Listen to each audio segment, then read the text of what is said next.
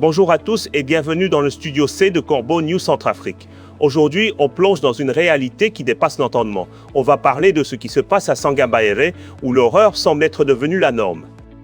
Pour décortiquer ce sujet brûlant, je suis avec Adèle Kanzoro. Bonjour Adèle, quel genre de cauchemar nous as-tu ramené des profondeurs de la Centrafrique aujourd'hui? Bonjour Junior, c'est le genre de nouvelles qui vous glace le sang, sans exagération. Joseph Bandoumi, le chef de la Ligue centrafricaine des droits de l'homme, un ancien ministre magistrat, a tiré la sonnette d'alarme et ce qu'il révèle est des plus graves. Selon lui, les individus derrière le trafic abject d'ossements humains et de sang dans cette région ne se contentent plus de s'enrichir. Ils sont carrément devenus les principaux soutiens financiers de la zone de Nola et de ses alentours. Attends, Adèle, tu es en train de nous dire que les criminels qui pillent les corps et vendent du sang sont désormais les bailleurs de fonds de Nola? Ce n'est plus du trafic, c'est une sorte de système économique parallèle et monstrueux. Mais comment en sommes-nous arrivés là?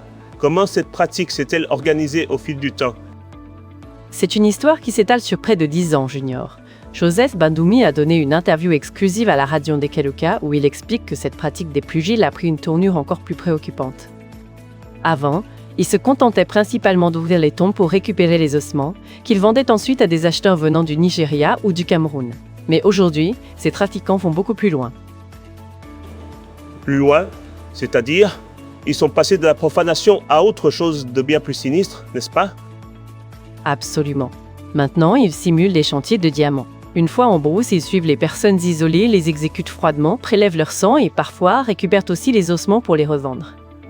Joseph Bandoumi cite des exemples concrets, comme l'assassinat d'une sœur religieuse catholique, enlevée un dimanche matin, emmenée en brousse, exécutée et complètement vidée de son sang.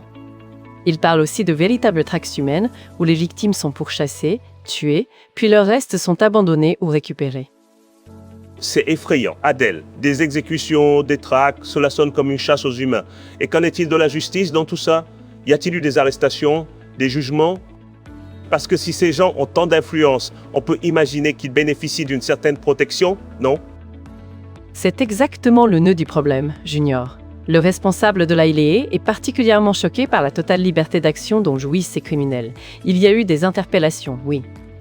Il y a une affaire récente, par exemple devant le parquet de Nola, où des individus transportant des ossements humains ont été appréhendés par les populations au village de Tomori, près de la frontière camerounaise, avant d'être remis à la gendarmerie. Mais le plus étonnant, c'est ce qui se passe après. Qu'est-ce qui se passe après, Adèle? Ils sont relâchés comme par enchantement? C'est ce que tu sous-entends? Malheureusement, oui. Bon nombre d'entre eux ont été arrêtés par le passé, déférés à Bangui, détenus à Lasri ou à Garagba, puis libérés. Au lieu d'être définitivement sanctionnés, ils ont repris leurs activités avec une vigueur renouvelée et se sont considérablement enrichis. Joseph Bandoumi l'explique très bien. Ces personnes trouvent une source d'enrichissement rapide. Ils font semblant d'aller dans un chantier de diamants, mais ce sont les ossements humains et le sang qu'ils vendent. Avec cet argent, ils s'affilient à des partis politiques, donnent des cadeaux aux autorités administratives de la place et continuent de servir la Sangambaéré. C'est incroyable, Adèle. Ils s'achètent une impunité en finançant la vie politique locale et en corrompant les autorités administratives. C'est une sorte de mafia qui s'est enracinée profondément dans la région. Joseph Bandoumi dénonce un laxisme des autorités de Nola. Qu'est-ce qu'il attend concrètement d'elle? Il est très clair, Junior. Il affirme sans détour que les bourreaux de ce trafic sont devenus de véritables bailleurs de fonds locaux à Nola.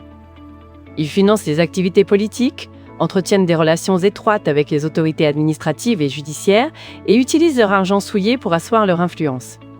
Face à cela, le chef de la LESEA dénonce avec force la mollesse des responsables politiques, administratifs et judiciaires de Nola. Il dit qu'il y a un laxisme des autorités de Nola. La justice ne frappe pas comme il faut. Elle n'envoie pas ces gens en session criminelle. C'est pour cela que le phénomène continue. C'est une accusation très lourde, Adèle. Un système qui permet à des criminels de financer la politique et de s'acheter une liberté totale. Mais quelle est la conséquence de tout cela pour les habitants ordinaires de la Sangambaéré? Comment vivent-ils dans ce climat? La conséquence est effroyable, Junior. Les habitants de la Sangambaéré vivent dans une peur constante et palpable. Ils ne peuvent plus vaquer librement à leurs occupations quotidiennes, ni même aller seuls en brousse, de crainte d'être suivis et attaqués pour leur sang ou leurs ossements. C'est une région entière qui est prise en otage par cette terreur.